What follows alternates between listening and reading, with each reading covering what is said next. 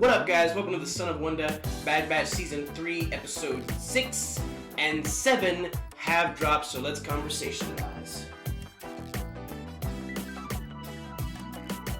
Alright, guys, so right out of the gate, this is a spoiler review, to be clear, but I do think these episodes actually did do a good job of moving the plot along.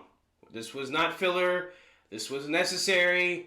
We have some movement in the story, which is always nice.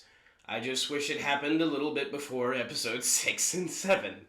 I will say, movement in the story, for sure. We don't really find out a lot of new information. I'll say that. I feel like, again, it's kind of like characters that hadn't previously known the information that the audience already knew are finding that information out in these episodes. So, starting off, we have Captain Rex. Captain Rex is back. They're at an undisclosed location on some random planet. I'm not sure if they say which planet it is. But they're transporting Senator Singh, who is the senator for the planet Raxus. And the Raxus was featured in the Clone Wars. It's where you first met the Bonteri family, Lux Bonteri and his mom. From the Clone Wars, and this senator we have previously seen in the first season of the Bad Batch when the Bad Batch helped him escape the clutches of the Empire on his own homeworld. But Captain Rex is transporting Senator Singh to meet with Senator Chuchi, the senator representing Pantora, also featured in the Clone Wars, and featured in Season 2 of the Bad Batch last season, which I loved those episodes. Those were great. Those were actual cool, like, Star Wars political thriller episodes. They were really awesome. But Senator Singh is meeting with her to discuss a possible alliance. Maybe a rebel alliance. Ha ha ha. Wink, wink, wink. I didn't really wink there a lot, as much as I said. Anyway, possible alliance. And it's kind of funny because as I'm seeing this scene, I'm just like, how many origins for the Rebel Alliance are we going to have? Like, it was alluded to in Season 7 of Clone Wars with, like, Maul possibly starting something. It was alluded to in Andor. All of that is about the origin of the Rebel Alliance. Star Wars Rebels is about the origin of the Rebel Alliance. This show is now getting into a possible origin for the Rebel Alliance. It's just like, good grief, how many times are we going to allude to the beginning of the Rebel Alliance? It's like, how many beginnings can you have? Like, how many times did this thing start and stop? I have no idea, but that is just very funny to me. Anyway, they're having this discussion, and a clone assassin, an Imperial clone assassin, not assassin, that we also saw one of these guys in the last season, and one of those comes to crash the party. And there's actually a really phenomenal moment where the assassin activates a grenade and throws it in the room. And then Captain Rex literally grabs the active grenade and throws it back into the room that the assassin threw it from. It was just such a boss move, and I've never really seen a clone do that before, but I thought it was great. And they chase him down, and they capture him, the assassin. And then we move over to the Bad Batch after Captain Rex and Hauser, the clone trooper Hauser, also featured in the first and second season of the Bad Batch. He was a clone command. I don't remember what rank he was, but he was a clone who was commissioned on Ryloth, and he was working for the Empire until he realized how stupid they were and decided to turn on them. But he's with Rex now, and he has worries about Crosshair, about his loyalty, because he knows that Crosshair is back with the Bad Batch now, and he's wondering if Crosshair still has some intel that he's not sharing about his time spent with the Empire. And so we move over to the Bad Batch, and they get a call from Rex to come to Teth. And I recognize that it was Teth because of the purple trees. I think there's only one planet in Star Wars that has a bunch of purple trees, and that would be Teth, also featured in the Clone Wars. Actually, in the Clone Wars movie, Teth was featured there. Purple Tree Planet, and they go to Teth, and they still have their captured assassin, but he's not saying anything, he's not cooperating. And again, Hauser does not trust Crosshair at all, because Crosshair is kind of the one who got a lot of Hauser's men killed in the first season of the Bad Batch, so there's not really a great relationship there. And so there's definitely some tension, and Hauser still thinks that Crosshair knows something that he's not telling everybody.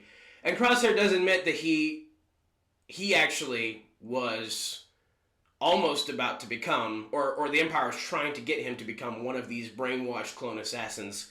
But Crosshair, obviously he's Crosshair, so that didn't happen.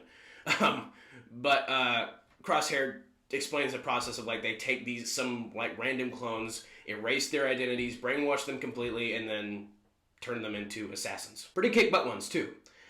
And so, that's not good information. And Omega also tells Rex about the clones that are still captured on Tantus. Rex is trying to find out as much information about that as possible. And tensions are definitely rising. And then another clone assassin comes to Teth, and he brings a squad of Imperial... Well, he calls a squad of Imperials once he realizes Omega is there, because they're after Omega, the Empire is, duh. And he calls a squad of Imperials, and they come flying in, and guess who's with them? Commander Wolf. Commander Wolf was a clone commander who commanded Plo Koon's clone troopers, and now he is working for the Empire, unfortunately, which kind of makes sense when you see Star Wars Rebels, because Star Wars Rebels happens after The Bad Batch, and when you see kind of how Commander Wolf is in that show, he's still a good guy, but you can kind of see how, okay, yeah, he definitely remained loyal to the Empire at first, which is, evidenced in this show, in these episodes. But Clone Commander Wolf comes, the assassin crashes the party, the Rex and the Bad Batch and Omega end up running deeper into the palace, temple, whatever that they're in, because they have a different escape route. There's a small ship near the bottom of the plateau that they can get to and escape in. And the clone assassin, even though his job is not to harm Omega, he certainly doesn't have a problem with almost harming the entire crew, including Omega, because once they get to the ship and escape, he shoots their ship down, and so they crash.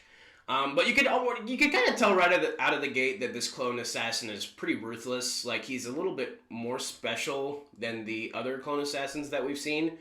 And amidst the chaos, this clone assassin killed the previous clone assassin that Rex was interrogating. Gosh, I wish that these guys had names, because it's kind of hard to distinguish between them. But this new clone assassin, the ruthless one, chases them into the forest with the rest of the Imperial crew. Commander Wolf does not like this clone assassin, because Commander Wolf is adamant that the Omega and the Bad Batch not be harmed. But apparently the clone assassin is not too adamant about that. Now, I have a theory that this special, kind of more ruthless clone assassin could be Cody. Because the last we heard or saw from Cody was in episode 3 of last season, season 2. And an Imperial said that he went AWOL. That Cody went AWOL. Now, it is weird to me that Cody would go AWOL, and we have not seen him up to this point. Because you'd figure he'd just call Rex, or he'd call some clone and be united with Rex at this point, if he really did go AWOL. I don't think he went AWOL. I think that once they realized that Cody was not following orders the way they thought he should, they probably took him into custody, sent him to Tantus, brainwashed him, and then turned him into one of these clone assassins. Because it's just really odd to me that we have that mention of Cody being AWOL, and for the rest of Season 2 we don't see him, and up to Episode 7 in Season 3 we still have not seen him. So it's very possible that this new ruthless clone assassin could be Cody. But it is here that we get some of the best moments, I think, of both of these episodes, where Crosshair, you realize as a fan how glad you are to have him back as a part of the Bad Batch. Because he is still awesome, and even though he has that shaking hand problem thing, he's still being a boss. A while before this, when they were still on the plateau, he couldn't get a clear shot on the assassin, so he just shot a bomb toward the assassin and exploded, causing the assassin to fall. He was able to save himself. But it's just, there's these awesome moments with Crosshair, like him still being a boss despite his, whatever the shaking hand thing is. But when they're in the forest after they've crash landed, Crosshair's asking Omega a bunch of questions like, are you alright? Do you have this? Do you have that? And Omega's like, gosh, Crosshair, you're as bad as Hunter is. And Crosshair just goes, oh, I'm much worse. I loved that line so much because it's Crosshair, it's just, it's nice to have him back as a part of the team, It's nice to have that personality back, that really sarcastic, like I'm so sick of you people kind of attitude, but still being a boss about it. Like I didn't realize how much I missed that, but I definitely did. And so they run from the Imperials, they run from the Assassin, and at a certain point they have a battle with the Imperials, a pretty cool battle, and Crosshair sees the Assassin and he decides to just buy them some time by taking the Assassin on his own, and they're like near a bunch of waterfalls. It was a really cool setting for a fight. But once again, we have another brilliant line where Omega tells Crosshair's like, I'm going to try and buy you some time. And she's like, I don't like that plan. And he just goes, too bad. It was just, they really did write some great remarks from him in this show. He's just like, too bad. I'm doing it anyway. And we also get a little bit more information about Crosshair's perspective concerning the Empire, because a little bit before, Hauser notices how protective Crosshair is of Omega, and he kind of asks Crosshair, like, why are you so different than when you were with the Empire? Like, what changed? And Crosshair admitted that, like, well, loyalty to the Empire mattered before to me, but then I realized it was not mutual, and the Empire hated my guts. And so I didn't want to be a part of that team anymore. That's basically it. Like, they despised him, and they despised all clones, and he realized that. Which I still don't really, after 3 seasons, I still don't really get what was the main motivation for Crosshair joining the Empire. Like, obviously it was complicated. He had the chip in his brain. I still feel like there should be something more to that, though, because he had said he took the chip out, but like the chip that was controlling him, making him want to join the Empire at first. But then later they revealed that he took the chip out, and it's just like, he's like arguably the most rebel part of the crew. Like, he has the most rebellious spirit of them all, of the Bad Batch. So how in the world did he feel like it was worth all the evil stuff the Empire was doing to be loyal to them? Like, why would he want to be loyal to them? Like, I don't really get it. Anyway, Crosshair admits that to Hauser, and then later we have Crosshair's fight with the Assassin. And it's a short-lived but cool fight. They end up jumping into the waterfall, and then they fall down the waterfall, and the Assassin, he's like using a knife to try and fight Crosshair, and he's beating Crosshair pretty bad. But while he's fighting him, the Assassin's like, you could have been one of us, but you chose the wrong path. You know, classic villain banter and stuff. What was interesting to me is it almost felt personal with this Assassin. It almost felt like the Assassin had known Crosshair, or at least knew about him, and felt personally betrayed that Crosshair would betray the Empire.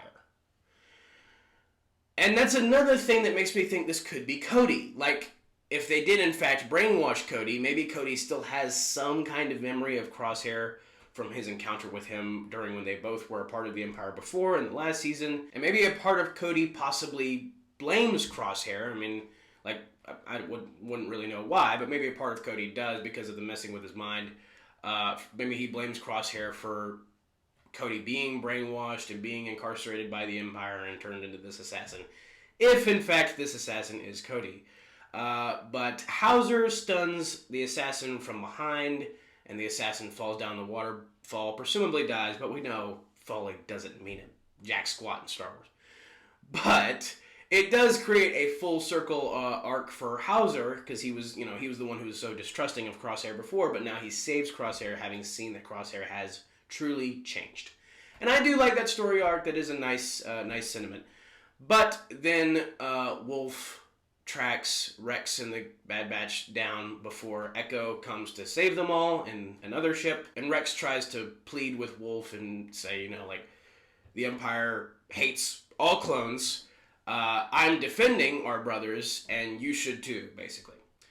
And Wolf, he still has his loyalties to the Empire and stuff, but because of what we've seen in Star Wars Rebels, we kind of know how things are going to play out. What's interesting to me is that Wolf says that he thought Rex was dead, which, that's interesting. And I mean, I guess that does fall in line with how the rest of probably Rex's clone friends, what they thought. They probably all thought Rex was dead, because Rex presumably died when him and Ahsoka were on the Republic attack cruiser that crash landed on the moon at the end of Clone Wars Season 7.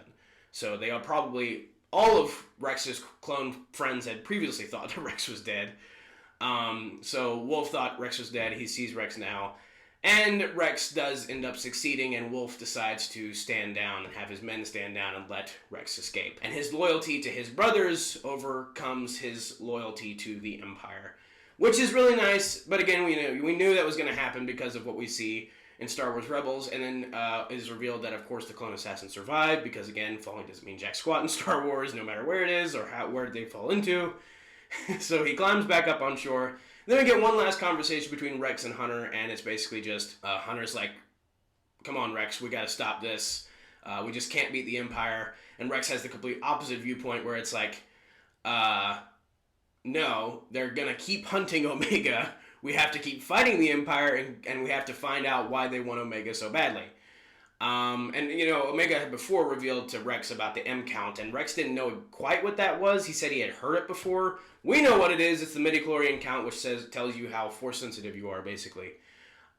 So there's still more information to be revealed there, but Rex has found this out now. Like I said, information the audience kind of already knew, but specifically Rex hadn't found out yet. And so it's kind of funny to me that Hunter would still, up to this point, be adamant, like, no, we need to stop fighting, we just need to lay low, even though he knows full well that the Empire will stop at nothing to find Omega. And Rex knows this, and I'm just surprised that Hunter has not learned that lesson yet. But yeah, so I am very curious to see what the next episode is going to be like. I pray that it is not filler. That it just moves the story forward again, especially now that Rex is and Echo and all of them are together. Like, I want to see the next move. Like, where's our next move to find Tantus? Get this mess done. And hopefully we'll start seeing the bounty hunters soon. I am shocked that we're almost halfway through the season, and we still have not seen any of the bounty hunters teased in the trailer yet, so that does concern me. It does concern me that we might not get as much time with them, and their appearance is going to mean not all that much when they do appear, but we will see. But overall, again, I thought these episodes were interesting. I thought they did move the plot forward, and I'm excited to see where all these plot lines are going to lead to in the future, and we'll see how this sucker ends. But I also loved all the Crosshair moments. The Crosshair moments were great. I think they were the standouts of these episodes. But that is my review of Bad Batch Season 3, Episodes 6 and 7. Let me know what you guys thought about them down in the comments below. Thank you so much for watching. Have a very blessed day. May the Lord be with you. May the Force be with you. Goodbye. And that's a wrap.